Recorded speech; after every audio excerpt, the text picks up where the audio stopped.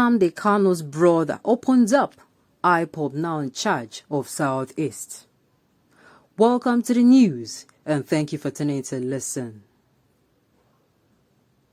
Mr. Emmanuel Kanu is the brother of the chain leader of the indigenous people of Biafra, Ipob, Nnamdi Kanu. In this interview, he revealed that some politicians do not want agitation by Ipob to stop because they have benefited from it. Now the news in detail. He equally accused the Southeast governors of not being sincere about the activities of Nnamdi Kanu and his group in the region. While denying his brother as a cause of insecurity in the Southeast geopolitical zone as alleged by the Attorney General and Minister of Justice, Abubakar Malami, he, among other issues, preferred dialogue as solution to the present problem.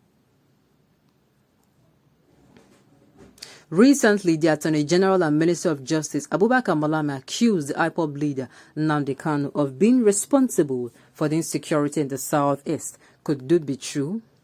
And he replied, Nnamdi Kanu is not the problem.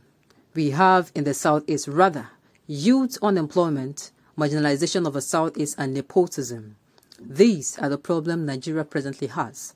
Nnamdi Kanu has said it time and again that he does not give life and will not take it.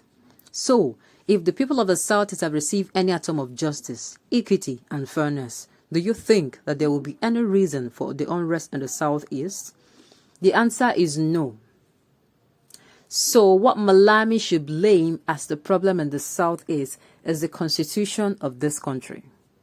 The constitution is one-sided, and people have waited for so long for the constitution to be changed without success. So, they have turned themselves into symbol of change. They should look at people's agitation, know why they're agitating, if they should understand that. Then, the problem is not Nnamdi Kanu. The Attorney General and Minister of Justice specifically accused the Ipob leader of giving directive to an ESN to kill security agents in the region. How true is this? He replied, ESN is created to defend our farmlands against bandits and terrorists. ESN was not designed to attack anyone. Their job is more of that of a vigilante. You and I are aware that so many people have been killed in the course of defending their farmlands. Since the creation of ESN, we no longer hear such ugly news. And that was why ESN was created, and not to attack anybody. And the instruction is clear. Do not attack anybody. Are you worried that instead of Malami focusing attention on the north, where insecurity is even worse, he is talking about Nnamdi Kanu and the Southeast? He replied, I am extremely surprised. I was thinking that the Attorney General and Minister of Justice, Malami, should have focused more on what is happening up in the north, between the Kanuris, the Gwaris, and the Fulanis. Few days ago, we heard that the Boko Haram bombed the rail lines. A market in Sokoto was equally attacked and over 30 people killed. And there are so many incidents of such magnitude in the north, to the extent that the governor of Kaduna State, Malam Nasser El-Rufai, has asked the federal government to designate bandits as terrorists. And they do not make headlines. To Malami, they do not mean anything. They are nothing. Let me advise Malami. He should first of all remove what is in his own eyes before removing that of others. He understands the problems of the country too well, and he should not deal with those problems. And he should deal with those problems, not Nnamdi Kanu. Nnamdi Kanu is not the issue. The issue is about marginalization, nepotism, and killings of our youth.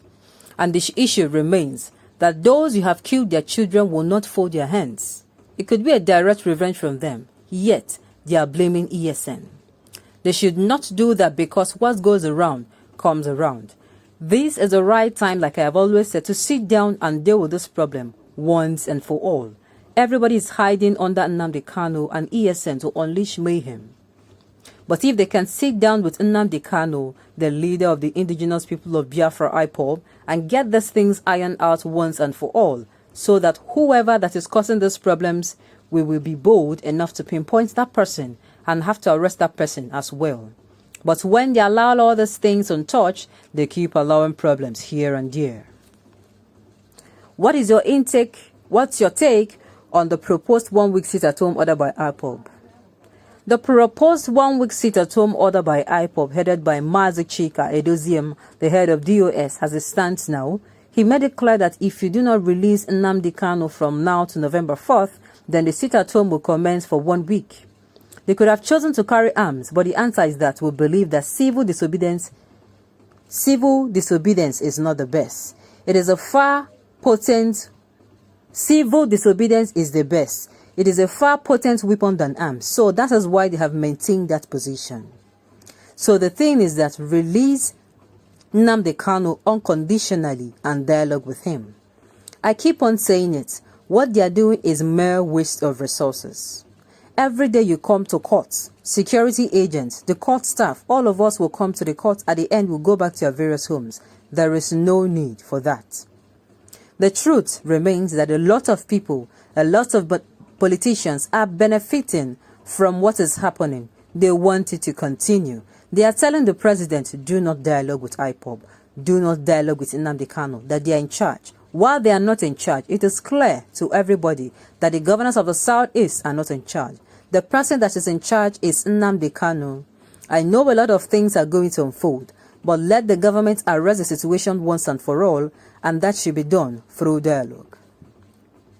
Sit-at-home is a potent weapon, as you said. Is Ipob taking cognizance of his bandwagon defense of the people?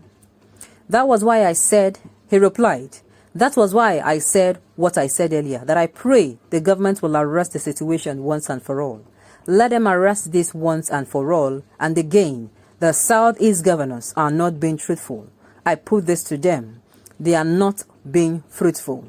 In 2017, there was a dialogue between Nnamdi Kanu and the Southeast governors. And from my little findings, or should I say from my extensive findings, I can categorically tell you that the presidency is not aware of that particular discussion that was held with Nnamdi Kanu. If the Southeast governors were truthful and told the presidency what is happening in the Southeast, I believe they will arrest the situation. But because when they go to Abuja, the governors will tell them they're in charge, nothing is happening. They will destroy the boys. They are divided. Give us money. We will do this. We will do that. They are not saying the truth. Nnamdi Kanu is the arrowhead. He's the leader. Go to the leader and solve the problem. If you want to solve the problem, go to the leader and everything will be over. It is clear to all that someone is in charge of these people. And who is that person? The answer is Nnamdi Kanu. And anyone tell you otherwise, forget it. Having said that, I will also have to commend some politicians who are making reasonable efforts to get Nnamdi Kanu out from detention, and individuals too. I also commend journalists in this country. They are doing a wonderful job. They also believe in equity and justice. They want to see things happen transparently. They know the truth. They want to know what Nnamdi Kanu has done. And that was why they were so angry on Thursday when he appeared in court, though they were denied access into the court. But they remained resolute, and I commend them for that. On this note, we have come to the end of the news. We say thank you for tuning in.